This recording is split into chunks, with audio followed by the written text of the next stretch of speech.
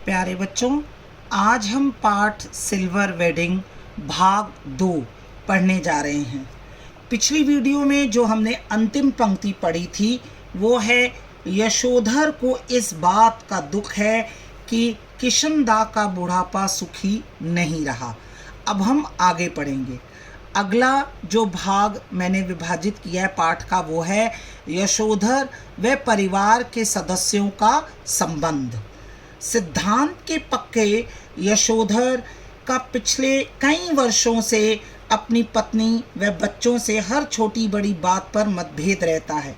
इसी कारण वे घर जल्दी लौटना नहीं चाहते। उदाहरण के लिए उन्हें अपनी पत्नी का आधुनिका बनना तनिक भी पसंद नहीं है, क्योंकि वह मूल संस्कारों से आधुनिक नहीं है।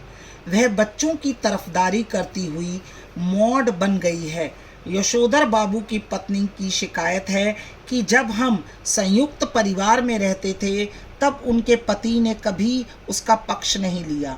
यशोधर परंपरावादी हैं, किंतु उनके बच्चे आधुनिक हैं, अतः उनकी पत्नी बच्चों के पक्ष में रहती है।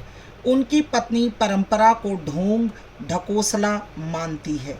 यशोधर बाबू पत्नी के इस बदलाव को देखकर शानियाल बुढ़िया, चटाई का लहंगा, बूढ़ी मुँह मुहासे, लोग करे तमाशे कहकर मजाक बनाते हैं।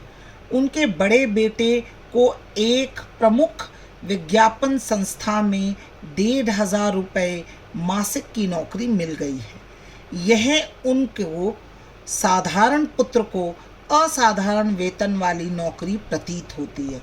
मंझले पुत्र का एलाइट सर्विसेज में न जाना भी उनको अच्छा नहीं लगता। बेटी का विवाह के लिए तैयार न होना भी उनको खटकता है। बच्चों की कुछ बातें उनको सही लगती हैं, जैसे डीडीए फ्लैट के लिए पैसा न भरने को वे मन ही मन अपनी भूल मानते हैं।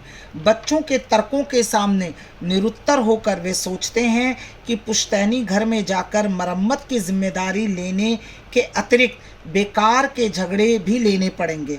किंतु यशोधर बाबू किशनदा से प्रभावित हैं, जो कहा करते थे मूर्ख लोग मकान बनाते हैं, सयाने उनमें रहते हैं। जब तक सरकारी नौकरी तब तक सरकारी क्वार्टर, रिटायर होने पर गांव का पुश्तैनी घर, बस।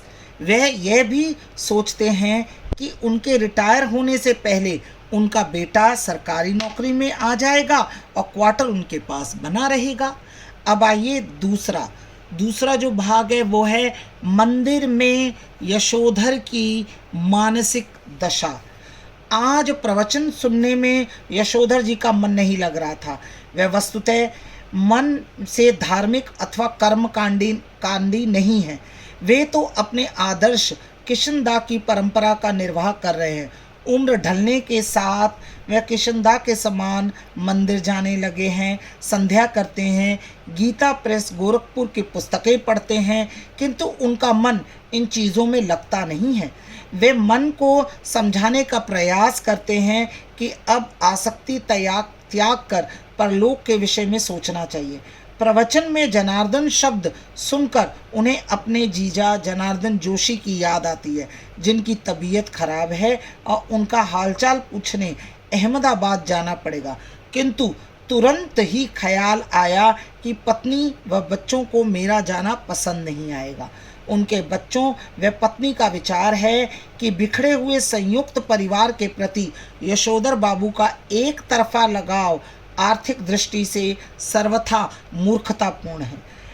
यशोधर बाबू खुशी व गम के हर मौके पर रिश्तेदारों के यहाँ जाना ज़रूरी मानते हैं और चाहते हैं कि बच्चे भी पारिवारिकता के प्रति उत्साही हों। आगे देखिए क्या है, पति पत्नी के मतभेद।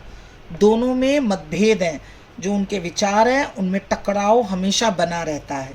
यशोधर बाबू का परंपरागत रूप उनकी पत्नी को पसंद नहीं है। उनकी पत्नी का मत है कि उनके पति ने स्वयं कुछ देखा ही नहीं। माँ के मृत्यु के बाद यशोधर विधवा बुआ के पास रहे, जहाँ बुआ का लंबा चौड़ा परिवार नहीं था। मैट्रिक करके दिल्ली आए तो कुंवारे किशनदा की छत्र छाया में रहे। किशनदा के पास गंवई लोगों से प्राप्त ज्ञान था, अतः उनकी पत्नी को उनकी बुजुर्गियत पसंद नहीं है। यशोधर को पत्नी का बगैर बाह का ब्लाउज पहनना, रसोई से बाहर दाल भात खाना, ऊंची हील वाली सैंडल पहनना समहाउ इम्प्रॉपर लगता है। आगे अंतिम भाग, यशोधर जी की अभिलाषा, उनकी इच्छा क्या है।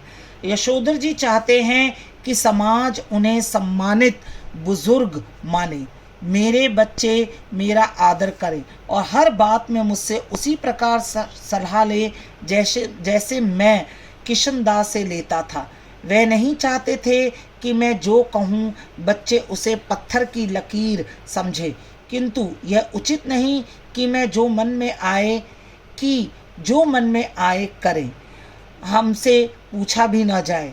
वे अनुभव का कोई विकल्प नहीं मानते हैं। वे चाहते हैं कि उनके बच्चे उनसे कहें कि पापा दूध लाना, सदर बाज़ार जाकर दालें लाना, पहाड़गंज से सब्जी लाना, राशन लाना, CGHS डिस्पेंसरी से दवा लाना, डिपो से कोयला लाना जैसे काम छोड़ दे। वे चाहते हैं कि उनका बेटा अपना वेतन उनको ला कर दे, किंतु उनकी इन इच्छाओं की ओर किसी का भी ध्यान नहीं है। तो आज हमने यहाँ तक पढ़ा है। आपने ये पढ़ा कि यशोधर बाबू का परिवार के सदस्यों के साथ कुछ खास बेहतर संबंध नहीं था। पति पत्नी में सदैव टकराव व मतभेद रहता था और उनकी अभिलाषाओं की भी इतनी कद्र नहीं की जाती थी। तो आगे हम भाग तीसरे पर आगे पढ़ेंगे, जो अंतिम भाग होगा और पाठ समाप्त हो जाएगा। इससे संबंधित जो प्रश्न उत्तर हैं वर्कशीट के तौर पर हम ERP में आपको देंगे। आपको इनके उत्तर लूज शीट्स पर करने हैं। धन्यवाद।